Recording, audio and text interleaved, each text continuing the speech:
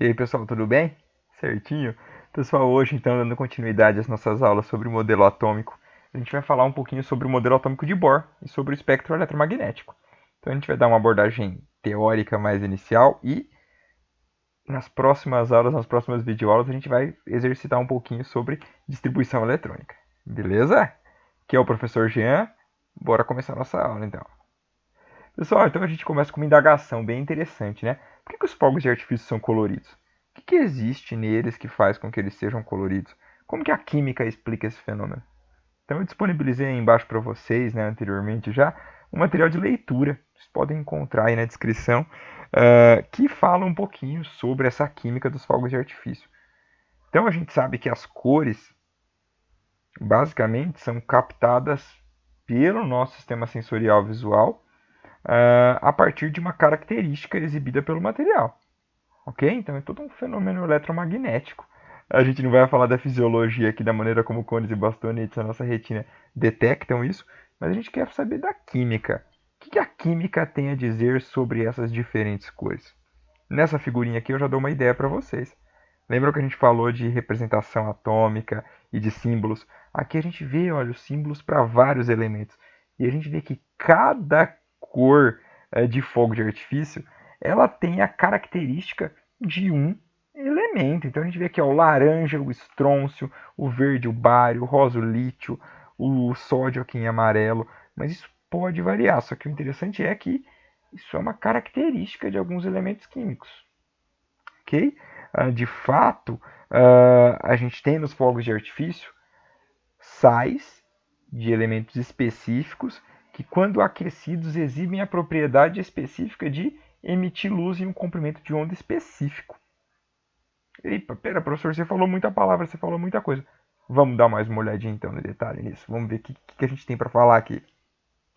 Então, mais detalhes sobre isso e o material que a gente utilizou para preparar essa aula é do livro, então, de Perus e Canto, tá? Então, esse livro vocês podem ter acesso a esse livro, né? Então, se puderem ter acesso, dá uma olhadinha nesse conteúdo mais detalhado, que é um livro muito bom. Então, a gente começa a nossa aula então falando sobre os elementos químicos. A gente sabe que como a matéria de química a gente visa entender, compreender a estrutura da matéria, a sua composição, suas características e a maneira como ela reage, né, às transformações químicas que nela ocorrem. E uma transformação química muito interessante, na verdade, um teste muito interessante que a gente pode fazer em termos práticos, é pegar uma pequena alça, colocar uma amostra de um sal específico, por exemplo, um sal que contenha sódio, como cloreto de sódio, um sal que contenha potássio, como nitrato de potássio, um sal que contém estrôncio ou um sal que contenha bário. A gente pega esse sal, coloca então em uma pequena alça, que é basicamente uma colherzinha de metal, galera. Coloca um pouquinho de sal e leva isso à chama. É um bico de Bunsen, que é esse aparelho que a gente está vendo aqui, que emite uma chama. Quando esse sal é aquecido, olha que fenômeno interessante, ele emite uma chama em cor específica. Então, elementos químicos diferentes, quando levados à chama, ou seja, aquecidos, emitem cores diferentes. Aqui a gente tem alguns exemplos das cores emitidas. Olha, o sódio emite em laranja, o cálcio emite em vermelho, o bário emite em verde, e assim vai. Então, a gente tem várias substâncias. No caso dos fogos de artifício, que a gente falou anteriormente, a gente tem o quê? Bom, a gente tem um cartucho, basicamente, uma estrutura específica, né, constituída, que tem um local para aquecimento, e no interior desse cartucho a gente tem pólvora. O que é pólvora? Pólvora é uma substância propelente. Então, é uma substância que, quando aquecida, acaba explodindo, liberando essa energia nessa forma dessa explosão. Então, essa energia é mecânica. Essa pólvora é uma mistura de nitrato de potássio e enxofre e carvão, ok? Essa mistura de nitrato de potássio, enxofre e carvão é altamente sensível ao calor e, quando aquecida, funciona como um propelente. Ela acaba, então, quando aquecida, liberando essa energia térmica e essa energia, essa força que faz com que ocorra a propulsão desse fogo de artifício. Além da pólvora, eu tenho também a adição de sais, como por exemplo o nitrato de potássio, que vai conferir uma cor específica a esse fogo de artifício. Dependendo do sal que eu incluo nesse cartucho do fogo de artifício, eu vou ter uma cor específica. Mas por que as substâncias químicas emitem essa cor específica? De que forma que a química consegue emitir essa cor, consegue explicar, né, essa cor emitida por algumas substâncias? E não são só os fogos de artifício, né, galera? Se a gente vê, a gente tem, por exemplo, lâmpadas de vapor de sódio, essas lâmpadas amareladas, que eram muito usadas antigamente e são muito comuns em filmes europeus, né? Ou mesmo se a gente ir para grandes cidades como São Paulo, ainda são comuns essas lâmpadas amareladas. São lâmpadas que têm um gás no seu interior, no caso um vapor de sódio, e esse gás, ao receber uma corrente elétrica, emite essa energia luminosa. Outro exemplo clássico são os grandes letreiros de neon. Então, são basicamente letreiros fechados que contêm neônio em seu interior, e esse neônio, quando recebe essa corrente elétrica, emite essa energia luminosa. Da mesma forma, faróis de xenon de carro, né? Então, são várias substâncias químicas que, quando excitadas, emitem uma energia luminosa. O que é essa excitação? Bom, essa excitação, de modo geral, é ou aquecimento ou atravessar uma corrente elétrica por esse material. Muitas vezes esse material ele vai estar presente ou na forma de um pó, como no caso dos fogos de artifício, ou na forma de um gás, como é muito comum em lâmpadas. Por exemplo, essas lâmpadas de vapor de sódio, letreiros de neon, e mesmo aqueles tubos catódicos, que a gente fala tubos de raios catódicos, que foram os tubos utilizados na descoberta do elétron, né, que a gente já falou anteriormente. Nesse processo, então, que esse material é aquecido, os elétrons desse material acabam sendo excitados e vão para níveis mais energéticos. Eles absorvem essa energia. A questão é que eles não estão no seu lugar original. Eles precisam voltar para o seu local original, onde a energia era menor. Quando eles retornam para níveis de menor energia, eles emitem esse excesso de energia na forma de luz. Então a gente vê essa luz com essas cores específicas, que é produzida a partir dessa energia que foi previamente absorvida. A gente tem várias substâncias que exibem essa capacidade. Então, a gente pode falar sobre luminescência no termo geral, que é a capacidade de produzir luz, né, que várias substâncias possuem. E a gente tem alguns exemplos clássicos, né, de substâncias. Então, tem algumas substâncias que a gente chama de substâncias fluorescentes, são aquelas que emitem luz assim que excitadas por uma fonte de energia. Um exemplo clássico são, por exemplo, os faróis de carro, os marcadores de estrada e os coletes reflexivos que agentes de trânsito e motoboys utilizam. Né? Então, quando a gente emite uma luz, ele retorna essa luz. Okay? Então, é um colete fluorescente. Já ouviram falar do termo fosforescente? Então, fosforescente é uma substância que emite essa luz, então ela vai captar essa energia, mas ela vai demorar para emitir essa luz de volta. Ela pode demorar alguns segundos, minutos, ou mesmo horas ou dias para devolver essa luz. Isso é muito comum, por exemplo, nos interruptores e nas tomadas em casa. Sabe quando você está dormindo à noite e aí você precisa usar uma tomada e a tomada está brilhantinha assim? Você olha e ela está brilhante. Por quê? Porque ela tem uma substância fosforescente que tem essa capacidade. Outro exemplo, apenas a critério de curiosidade para vocês, é o que a gente chama de bioluminescência. Isso é bem legal, galera. Então, a gente que estuda biologia, isso acontece com alguns seres vivos, como, por exemplo, vagalumes, né, pirilampos, águas-vivas e mesmo alguns fungos, né, e outros organismos, que através do seu metabolismo, o que é o metabolismo? São basicamente as reações químicas que acontecem no interior de um ser vivo. Eles conseguem converter então a energia que estava presente nos alimentos em energia luminosa, através de reações químicas específicas que envolvem duas enzimas que têm um nome bem legal, olha, duas proteínas, né? A luciferase, que é uma enzima, e a luciferina, que é uma proteína. A gente não vai falar desse evento aqui agora, mas é só um exemplo interessante, né, de como a química e essa luz pode estar relacionada, ok? Então, de modo geral, a gente associa luz com essa transição de nível energético dos elétrons, tá? E isso é característico dos elementos químicos. Tudo que a gente observa, né, está em uma faixa muito restrita do que a gente chama de espectro eletromagnético. O que é o espectro eletromagnético? Bom, é o conjunto total das ondas eletromagnéticas, que são aquelas ondas que não precisam de um meio material para se propagar. Então, o que são ondas eletromagnéticas? Bom, existem os mais diversos tipos. Vamos desde raios cósmicos, radares, satélites que comunicam longas distâncias, né? Uh, até radiações eletromagnéticas que estão mais próximas da gente, como as micro-ondas, o próprio infravermelho, que é, por exemplo, o aquecimento que a gente sente quando está próximo a um fogão, ou que a gente sente da pele de alguém quando essa pessoa ficou muito tempo sobre o sol. Então, quando a pessoa fica sob o sol muito tempo, sem sol, quando a gente relha, a pele está quente, porque ela está emitindo infravermelho. Ou um pedaço de rocha que ficou sobre o sol e você chegar próximo, ele está quente. O asfalto está emitindo infravermelho. Se vocês olharem aqui na figura, vocês vão ver que a gente tem um pequeno ponto aqui embaixo, olha, uma pequena parcela, que é o espectro do visível. E aí a gente tem comprimentos de onda, então uma porção do espectro eletromagnético que já não é visível novamente, que vão incluir desde os raios ultravioletas, que conseguem interagir com a matéria biológica, mas a gente não consegue observar a sua maior parte, até radiações utilizadas, por exemplo, em medicina diagnóstica, como os raios X e os raios gama, que são emitidos, por exemplo, no processo de produção de energia nuclear ou mesmo em explosões nucleares e por materiais radiativos.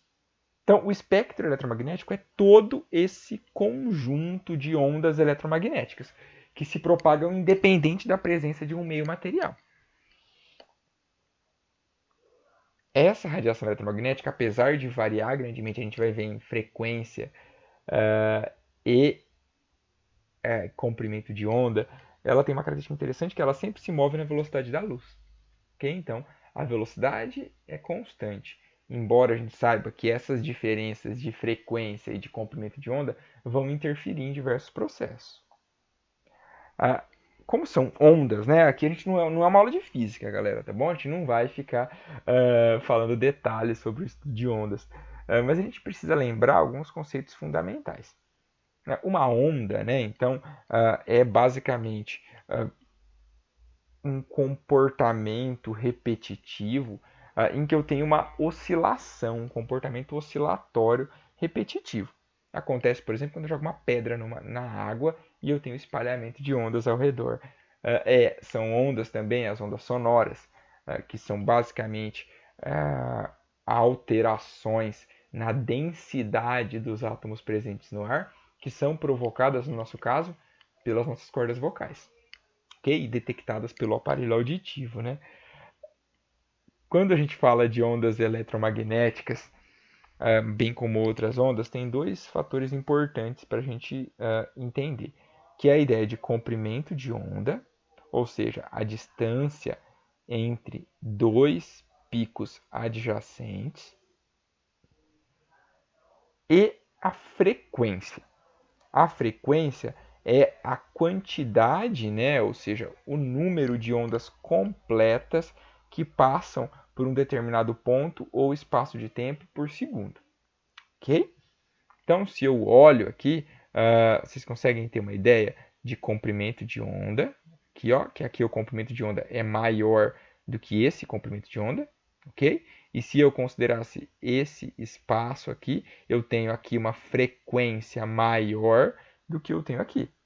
Então, de modo geral, quando a gente está falando principalmente de ondas eletromagnéticas, o comprimento de onda, ou seja, a distância entre dois picos, é inversamente proporcional à frequência. Ou seja, quanto menor o comprimento de onda, maior a frequência. Quanto maior o comprimento de onda, menor a frequência desse tipo de onda. Quando vocês ouvirem falar de hertz, a gente está se referindo à frequência. Quando a gente ouve falar de micrômetro, a gente está falando de comprimento de onda, tá bom, galera? Que é só para relembrar alguns conceitos que às vezes podem cair aí para vocês na compreensão do nosso conteúdo, na leitura do material. Tudo que a gente observa, então, como a gente já falou, está em uma faixa muito restrita do espectro eletromagnético, que a gente chama de espectro visível. Essa faixa muito restrita do espectro eletromagnético, ela tem aqui uma variação, né, muito específica em termos de hertz. E se a gente considerar, né, a gente pode tanto caracterizar as ondas por frequência, ou seja, em hertz, ou por comprimento de onda, em micrômetro. Em comprimento de onda, eu tenho uma faixa do espectro muito restrita, que vai de 400 a 700 nanômetros, ok? Desse espectro. Aqui tem uma figurinha bem interessante que mostra para a gente então, os diferentes tipos de ondas eletromagnéticas. E aqui a faixa do visível, né, numa representação que não está em escala. E aí a gente observa nessa faixa do visível as cores principais que são formadas a partir da decomposição da luz branca. Ok? A gente vê que essas cores são as cores que compõem o arco-íris. Okay? Até porque o arco-íris é basicamente a decomposição da luz branca solar nas gotículas de água que estão ali presentes. A gente vê então que basicamente a faixa do espectro visível ela vai do vermelho ao violeta.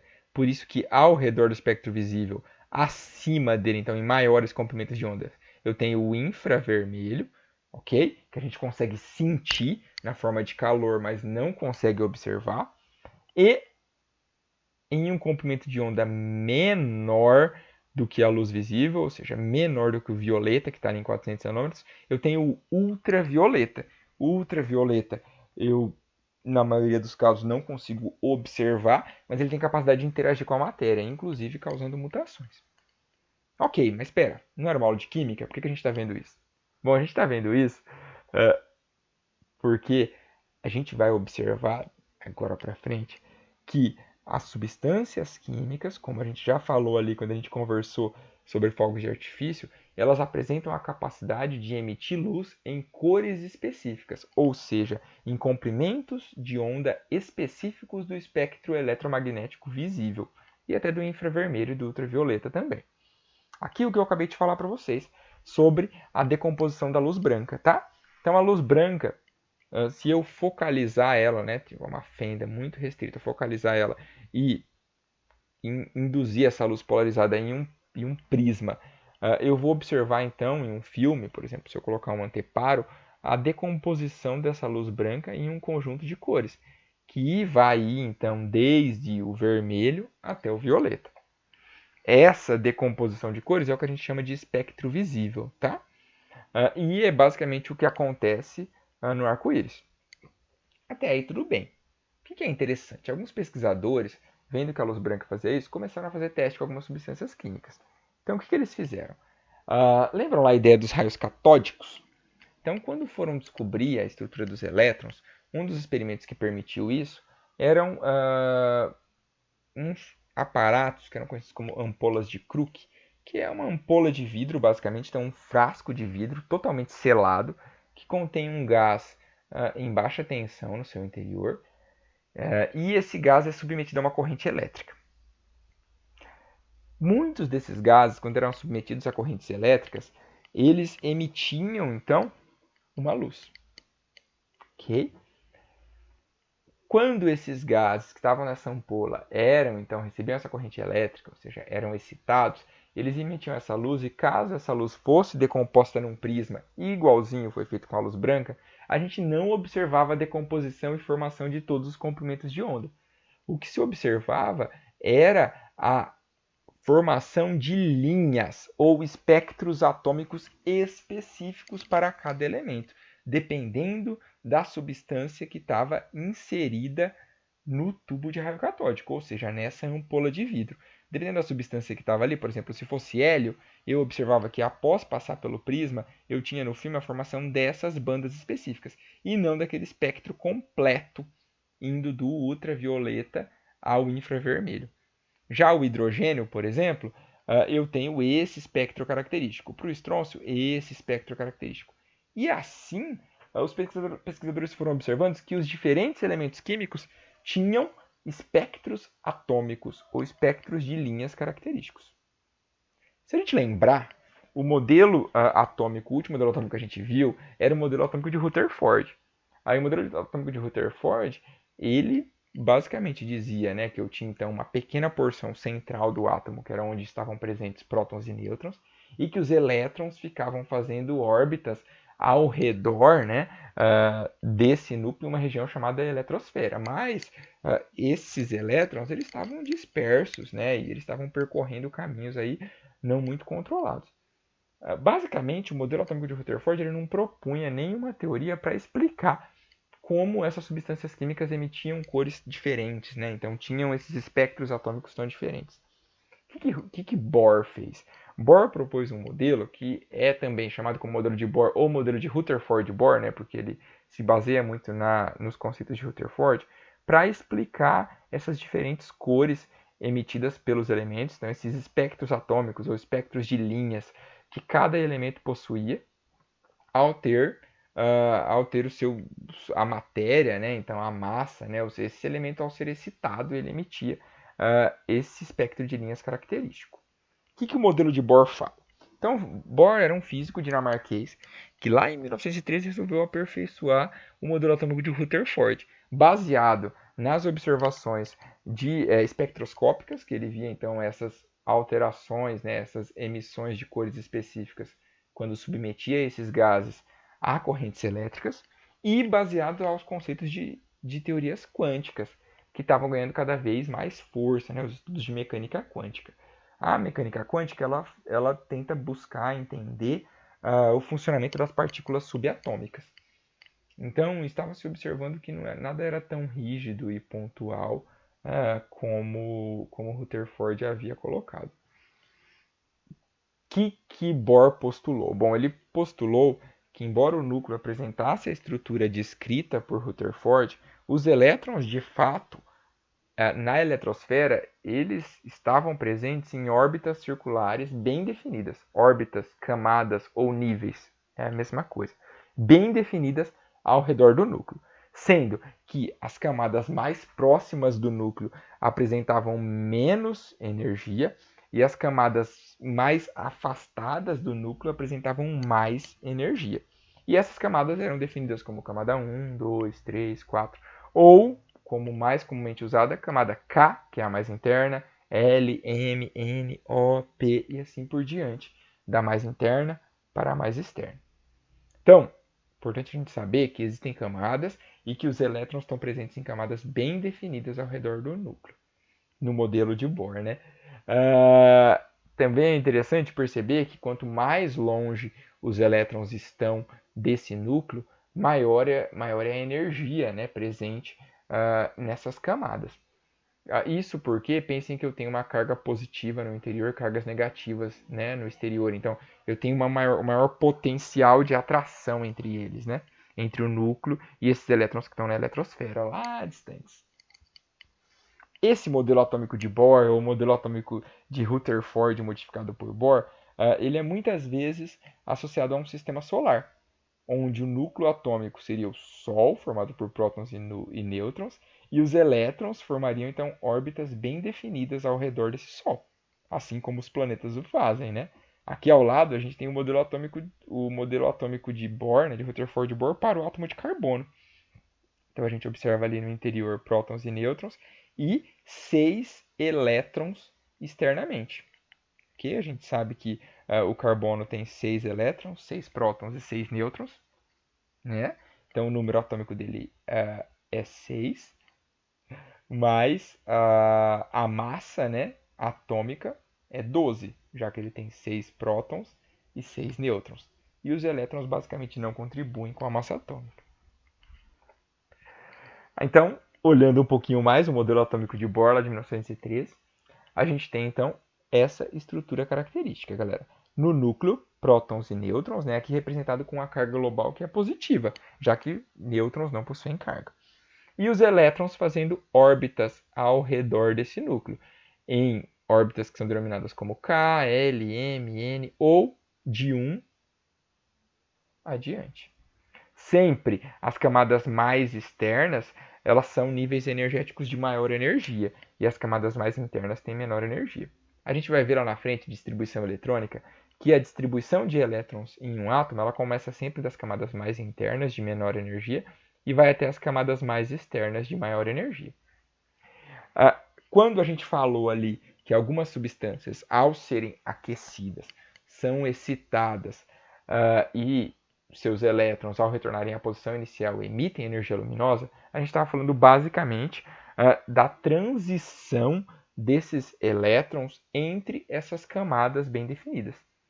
Então a gente fala que quando eu incido algum tipo de energia, seja luminosa, térmica, né, elétrica, sobre um material e esse material é excitado, esses elétrons, ao serem excitados, vão pular de camadas mais internas para camadas mais externas. Então, ele vai pular, por exemplo, da camada 1 para a camada 2, ou da camada 2 para a camada 3, da camada 3 para a camada 4.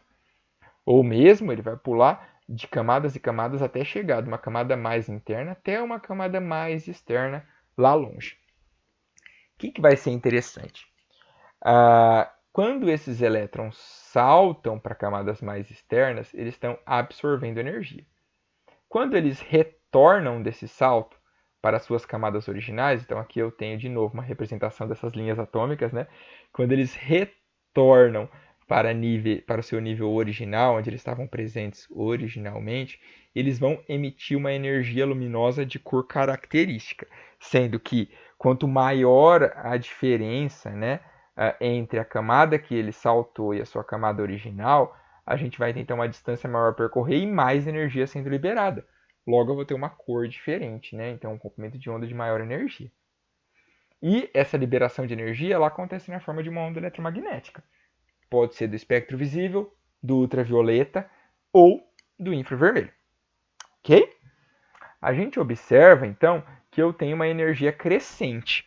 Ou seja, as camadas mais externas, que estão mais longe do núcleo atômico, elas têm, então, uma quantidade maior de energia nessas camadas ou nesses níveis energéticos.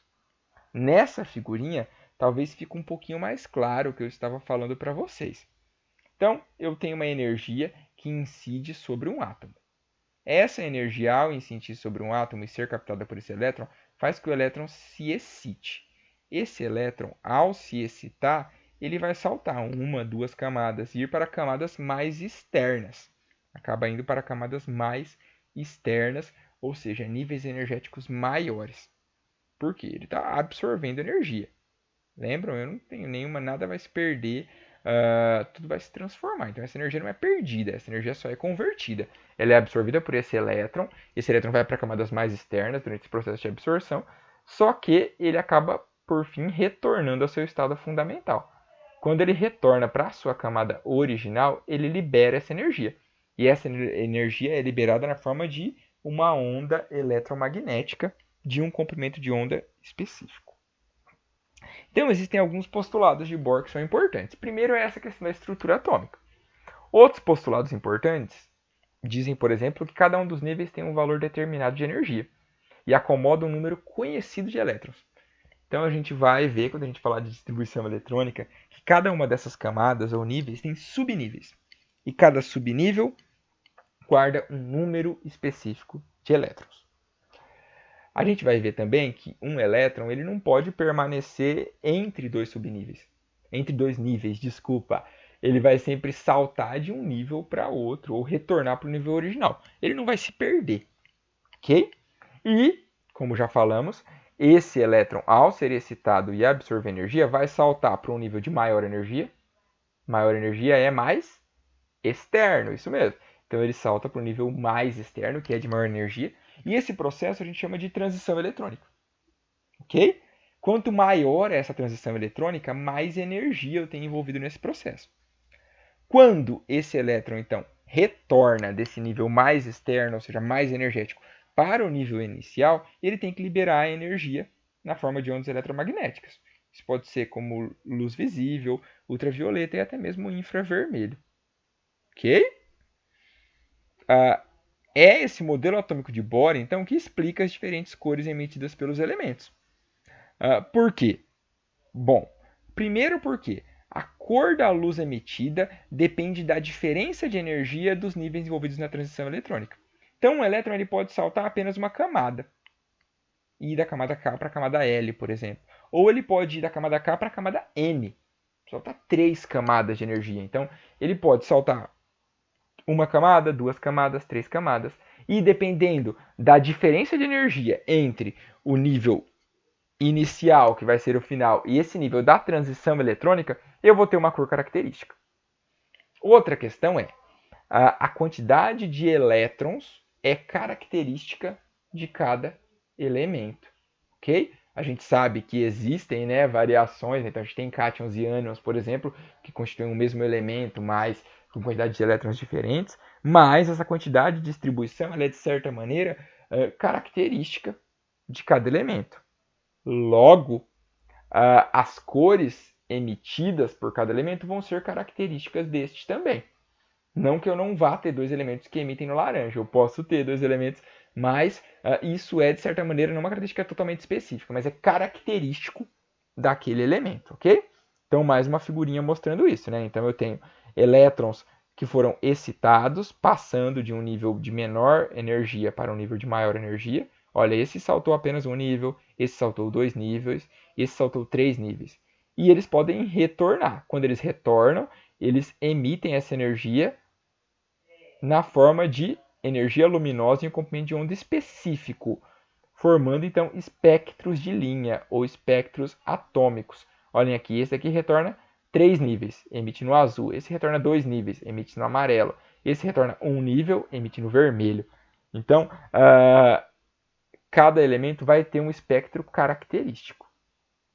Assim, os fogos de artifício são coloridos porque, juntamente com a pólvora, que é o componente propelente, eu tenho a inclusão de sais característicos. E cada um desses sais, eles têm na sua composição elementos químicos característicos que apresentam números de elétrons diferentes nos seus átomos. Esses números de elétrons diferentes e a forma como eles estão distribuídos ao redor desse núcleo fazem que, ao ser aquecido, né, através do processo de combustão e envolvido com a pólvora, né, aí, esse elemento tem os seus elétrons excitados. Esses elétrons são lançados para níveis mais externos de energia.